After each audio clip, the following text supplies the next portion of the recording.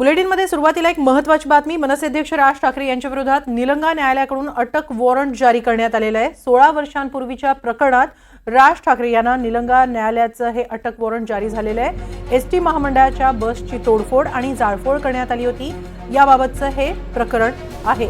राज ठाकरे यांच्या विरोधात अटक वॉरंट निलंगा न्यायालयाकडून जारी करण्यात आलेलं आहे।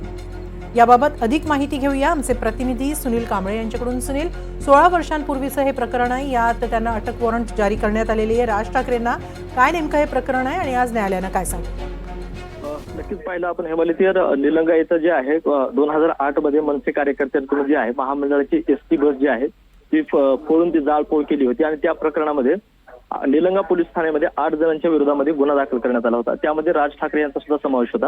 यापूर्वी निलंगा न्यायालयाने जो जामीन रद्द केल्याने निलंगा येथील न्यायालयामध्ये हजर राज ठाकरे यांना व्हावे लागले होते। वकिलांनी राज ठाकरे यांना प्रत्येक तारखेला निलंग्याच्या न्यायालयामध्ये शक्य नसल्याने हे प्रकरण वर्ग करण्याची विनंतीही केली होती।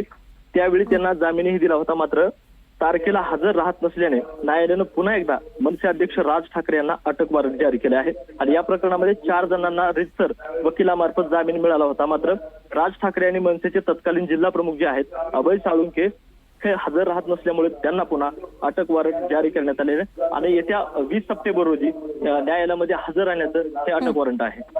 नक्की, धन्यवाद सुनील, आपण दिलेल्या या सविस्तर माहितीबद्दल।